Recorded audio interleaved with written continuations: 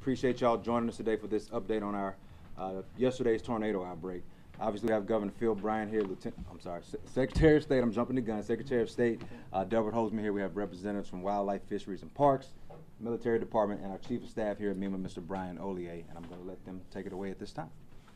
Well, good morning, everyone. As we all know by now, we had severe weather across the state last night, some 14 tornadoes, tornado damage in 25 different counties.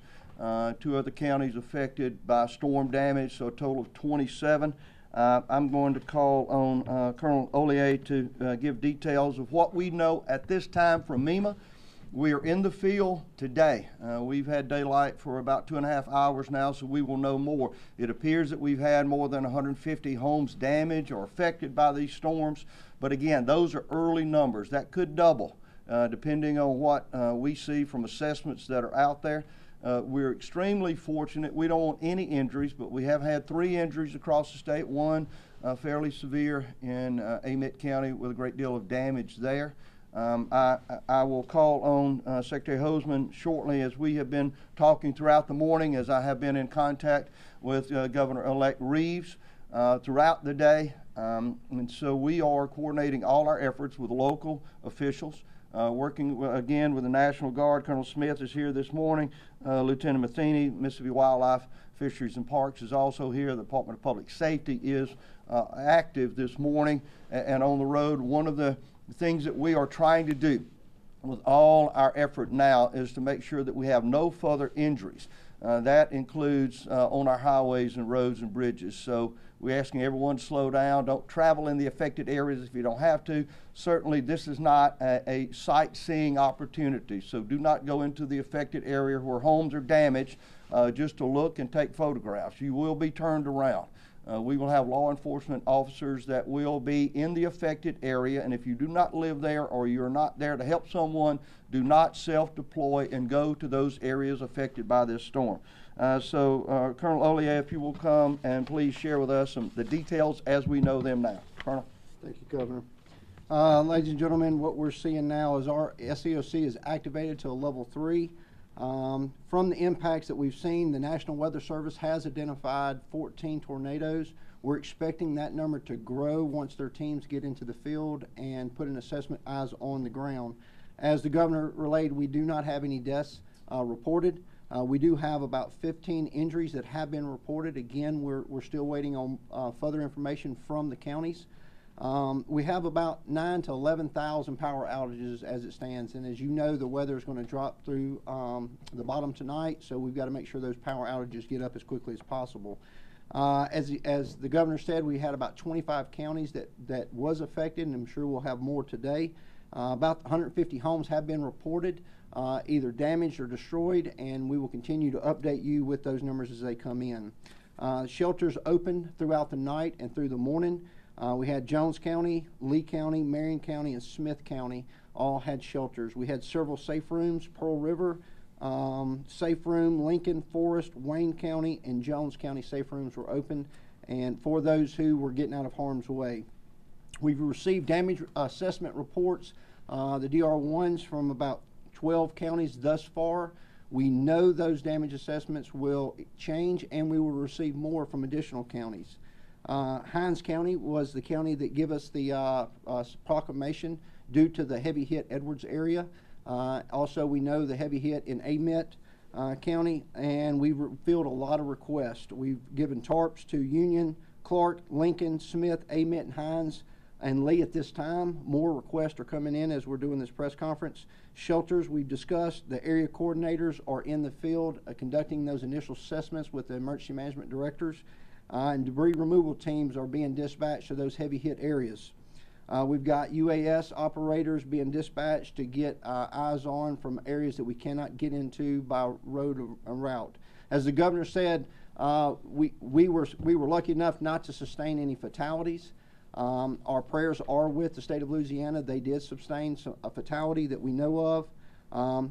We ask the public, do not self-deploy to these areas. Mississippi is known for its familyhood, and it's coming to the rescue of those in need.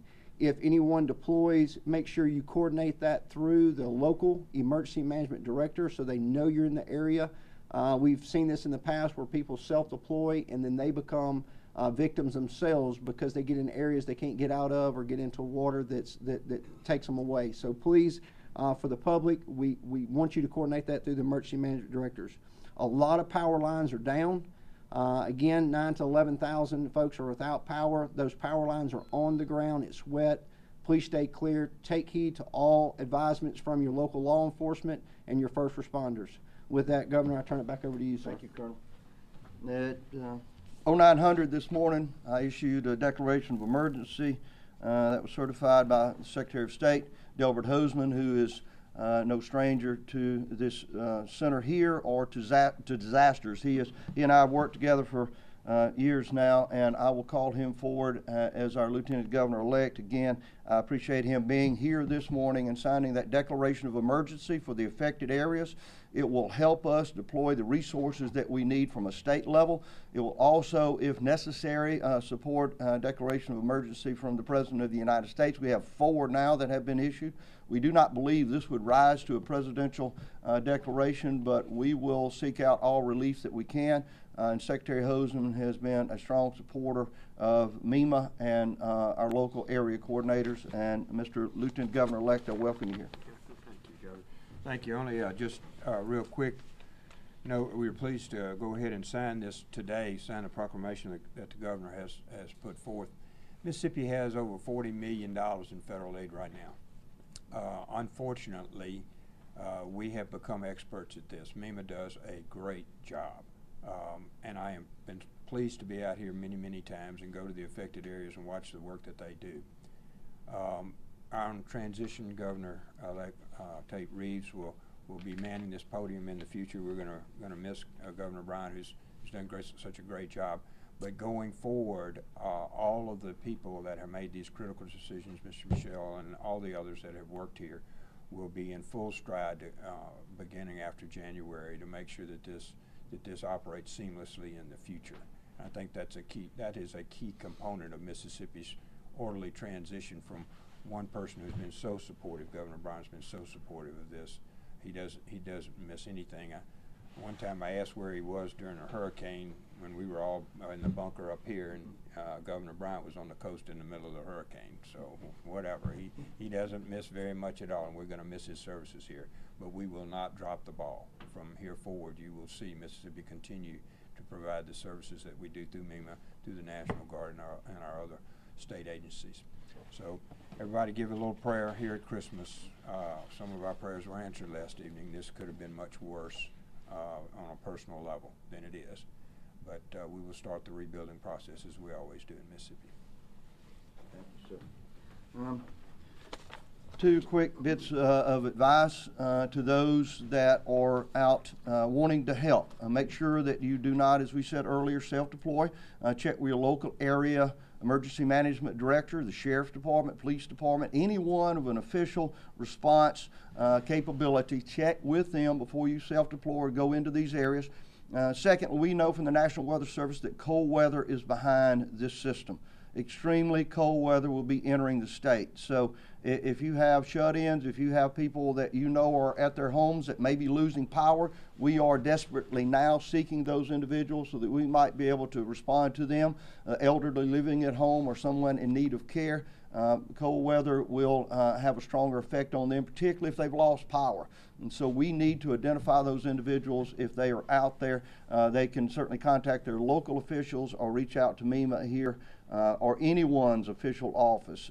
If you know of someone that needs that help, always make sure that you check with your pets that are outside. This cold weather is going to affect not only those of us that live, but those of us that care about the animals that we are responsible for. So be aware that cold weather is on the way. Ice may be on some of the bridges in the morning, so drive safely. We do not want anyone injured as a result of this storm system or the cold weather that will be following it. So I want to thank you for that. Any questions? Speaking of help, talk about the importance of making sure that homeowners choose a legit tree service, because this morning in Edwards, there was a guy that was Absolutely. walking around talking to people, well, knocking on doors Yeah. to see if they wanted, their trees cut, just talking. Yeah, it is unfortunate that there are those that would take advantage of this disaster and other disasters. So you'll see people that will come up and say, I'll cut your trees, and I need cash money to do so. I need to go buy fuel or need to buy equipment, and I'll be right back, and you never see them again. So I would say be extremely careful when anyone approaches you offering a service cleanup, debris removal. You also have people that want to replace your roof, so they will come up with a truck that says roofing repair, and they'll want cash money. They take that money and leave, and you'll never see them again. So I would say call the Attorney General's office is a really good source for identifying people who are properly out there and trying to provide those services. But today is a time that people can be taken advantage of, and I would ask the general public to be very careful. I know the Attorney General's office will weigh in with our Public Protection Division and assist any way they can.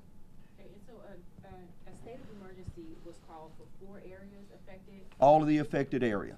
All of the 25 counties that have been affected, there has been a declaration of emergency. I know Hinds County issued a declaration of emergency pre-storm yesterday, and I'm sure other counties and perhaps municipalities will be issuing them throughout the day as they assess the damage. And out of those 25 counties, is Amite and Edwards the hardest hit?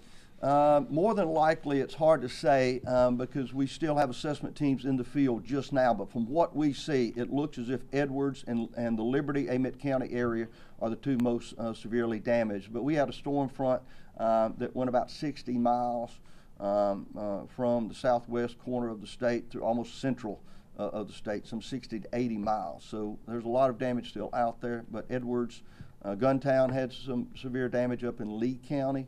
And in that Amite County area are the hardest hit. And in Edwards, so there wasn't a tornado, it was just heavy winds in that area? Has it been confirmed? I think it's difficult now to really identify that, and that's part of the issues that we're dealing with the National Weather Service, is to try to identify tornado damage or straight line winds. But damage is damage as we look into it. But 14 tornadoes, and there may be more. As the National Weather Service identifies a rotation in that area today, we'll be able to know exactly what caused that damage. And out of the injuries, anything about the extent of their injuries or the ages of those? I don't now. Colonel, you know any details on injuries? As far as the injury is concerned, we do not get age, but we do understand the severity. We do have one that we know was severe. We do not have the information at this time to conclude that to a final report. We did have a facility that had adults in it that were under care. They were all sent to the hospital, 7 of them. Those 7 have been treated and they're good. But again, we're expecting more injury reports to be well defined throughout the day, as now the reports are now forthcoming. And that severe injury, where was that reported? Out of Amite. Okay, also as far as the shelters that are open, can you give us a list, can you give me that list one more time? Yes, ma'am. Right now, the shelters that are open are in Jones County, Marion County, Lee County, and Smith County. Marion County was a independent facility, which was Vine Church, but they're still showing right now that they are possibly going to close because there's nobody there. But again, the county EMAs and the county municipalities know all they've got to do is send us the request, and we will get American Red Cross, the Red Cross, and the folks en route. So we're standing by, ma'am, and we're figuring we probably may have some more requests throughout the day. As the governor said, the weather temperature drops, power stays off. We're expecting some possibly some warming shelters and some safe rooms opened up, but we'll stand by. These shelters that are open, they're going to remain open since the temperatures are dropping? As it stands right now, yes, ma'am, and as soon as they close, they send us reports saying when they're closing because they don't have any occupancy. Lieutenant Governor-elect Holston mentioned Mississippi being all too familiar with things like this happening. Just kind of talk about the fact that last night and yesterday, after the storms went through, you had local law enforcement already knew what to do, knew how to deploy, their officers or their deputies to these areas to make sure that people were safe without electricity. Just kind of talk about them already being prepared for this. As the governor implied, Mississippi is no stranger to disasters. The state is very well versed on the pre-planning for events. We knew the system was coming. The county emergency management were notified as we get the notification. They are very proactive. The state is sad enough proficient at handling severe weather. If If you remember last year about this same time, December 27th is when that system came through, and it was deja vu for us. So our local law enforcement cannot be praised enough. They always put themselves in harm's way. Our first responders are never scared to go to the challenge. They're always prepared to do what they need to do, and we commend them, and we're behind them, and we back them with everything, with any unmet needs. We had many counties call in yesterday that were not in the affected area offering up their support, and that's the camaraderie the state of Mississippi is proud to have. I cannot tell you a solid number, but we had more than 20 counties call in and say we're standing by for whatever you need. And that goes all the way from Memphis all the way down to the Gulf Coast, standing by to help. So very proficient. With Christmas being a week away, kind of talk about the efforts that are going to take place between now and the new year. I mean, I know a lot of people may have plans to travel and may not have expected this. So just kind of talk about what are the plans moving forward for the next couple of weeks. Well, from MEMA's perspective and the state's perspective, we'll work 24/7 until we've identified the needs and the events for each county and municipality. This system will take us probably 2-3 weeks to get through. So like last year, MEMA will be working round the clock to make sure we get that information up and collected.